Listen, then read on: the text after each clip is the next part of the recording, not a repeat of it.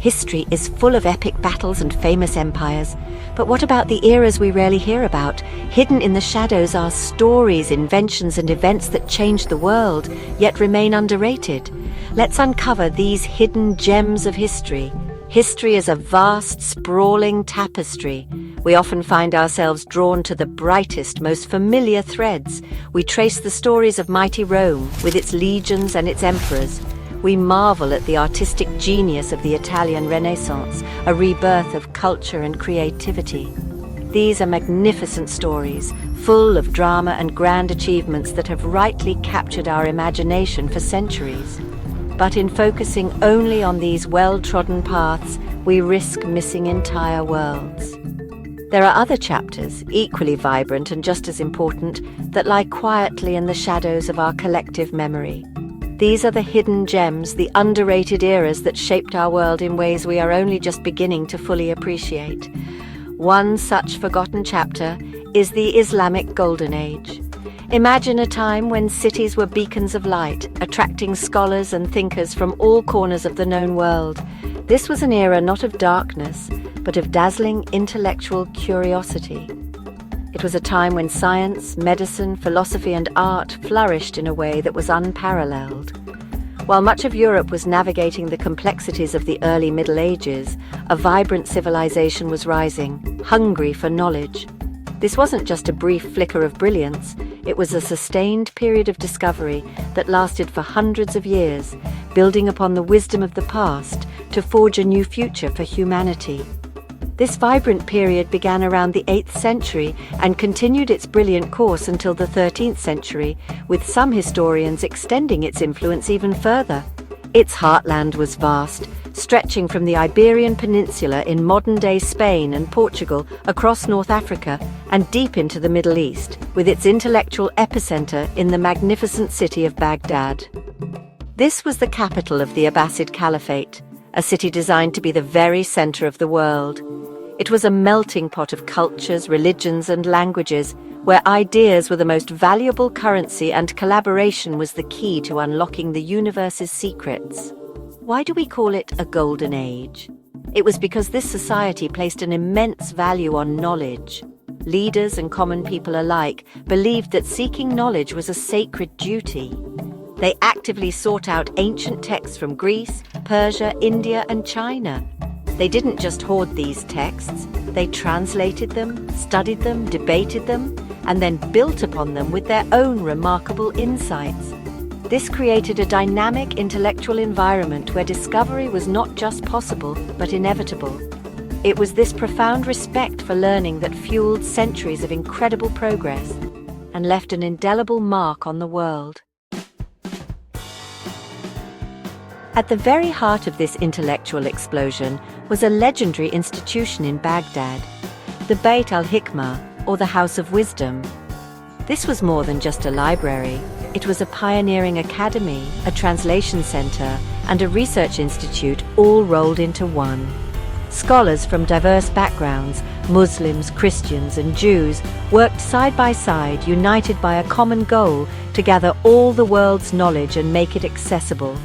They translated the works of Aristotle, Plato, Euclid, and Galen into Arabic, preserving these classical masterpieces for future generations.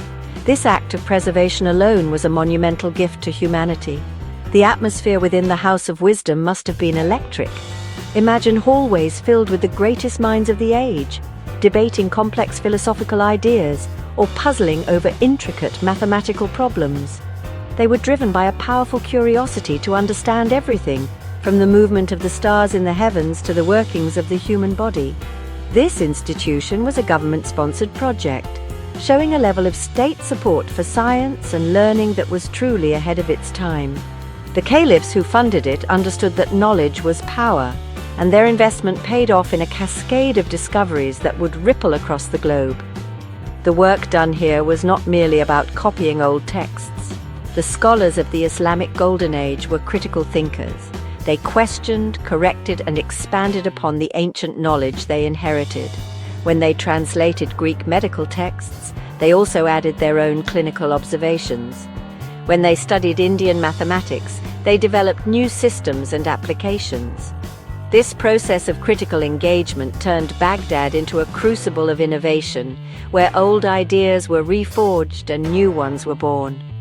It was a place that didn't just look to the past, but actively built a bridge to the future. The influence of the House of Wisdom spread far and wide. It inspired the creation of other centers of learning throughout the Islamic world, from Cordoba in Spain to Cairo in Egypt. This network of libraries and observatories created a civilization that was deeply literate and intellectually vibrant. The emphasis on scholarship meant that new ideas could travel quickly, being tested and refined by thinkers across thousands of miles. It was this shared culture of inquiry and the infrastructure that supported it that made the Islamic Golden Age so uniquely productive and influential for so long. The scientific achievements of this era were truly staggering and touch our lives even today. In the field of mathematics, the scholar Al-Khwarizmi is a towering figure. Working in Baghdad, he synthesized Indian and Greek mathematical concepts to create something new. He introduced the decimal point system and wrote a book whose title gave us the word algebra. His work was so fundamental that his own name gave us the word algorithm. He and other mathematicians developed trigonometry and spherical geometry, tools that were essential for astronomy, navigation, and even for determining the direction of Mecca for daily prayers. In medicine, the progress was just as revolutionary. Physicians like Al-Razi were pioneers of clinical observation. He was the first to accurately distinguish between smallpox and measles, and he wrote an enormous medical encyclopedia that was used as a standard reference in European universities for centuries. Another giant was Ibn Sina, known in the West as Avicenna. His book, The Canon of Medicine, was a colossal work that systematically organized all known medical knowledge of the time. It was so comprehensive and authoritative that it remained a primary medical textbook in Europe until the 17th century, a testament to its enduring brilliance. The spirit of invention was everywhere. The era saw the development of incredible feats of engineering, from sophisticated water clocks to ingenious automata. The Banu Musa brothers, three brilliant inventors in 9th century Baghdad, designed over 100 devices, including a self-operating flute and fountains that changed their patterns automatically. In the field of optics, the physicist Ibn al-Haytham, or Al-Hazan, completely transformed our understanding of light and vision. He was the first to prove that we see because light enters our eyes, not because our eyes emit rays. He is rightly considered the father of the modern scientific method. Art and architecture also reached new heights of sophistication. Intricate geometric patterns known as arabesque decorated everything from mosques to palaces, reflecting a deep appreciation for the mathematical order of the universe. Calligraphy was elevated to a major art form, with the written word itself becoming a thing of beauty. In cities like Cordoba, the Great Mosque stood as a breathtaking example of this architectural genius, with its forest of candy-striped arches, creating a sense of infinite space and spiritual wonder. This artistic legacy shows a culture that found beauty in logic, faith, and precision. The importance of the Islamic Golden Age cannot be overstated. It acted as a vital bridge in human history. While parts of Europe were experiencing a period of relative intellectual stagnation, the scholars of the Islamic world were not only preserving the priceless knowledge of ancient Greece and Rome, but were actively adding to it. When Europe was ready to reawaken during the Renaissance, much of this knowledge flowed back into the continent through Spain and Sicily. The translations of Arabic texts on science, medicine, and philosophy helped to fuel the very rebirth of learning that we celebrate so much. When we compare the Islamic Golden Age to other famous eras, its achievements stand shoulder to shoulder with the greatest. Rome gave us law, engineering, and the concept of empire. The Renaissance gave us breathtaking art and a renewed focus on humanism. The Islamic Golden Age, however, gave the world a systematic scientific methodology. It gave us hospitals, universities, algebra, and a deeper understanding of the cosmos. Its contributions were less about conquest and more about comprehension, less about celebrating man alone and more about understanding the intricate systems of the world he inhabits. The legacy of this period is woven into the fabric of our modern world, often in ways we don't even realize. The coffee you might drink, the numerals on your keyboard, the surgical tools in a hospital, and the very concept of a university all have roots that stretch back to this innovative time. The spirit of inquiry, of bringing people from different faiths and cultures together to pursue knowledge, is a powerful lesson for our own time.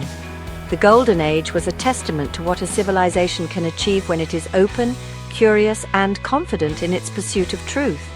For too long, this chapter of world history has been underrated, a footnote in textbooks that focus on a more Eurocentric narrative. It is time we change that. By learning about the Islamic Golden Age, we gain a more complete and accurate picture of our shared human story. We see that brilliance can shine from many different parts of the world, and that progress is a relay race, with the baton of knowledge passed from one great civilization to the next.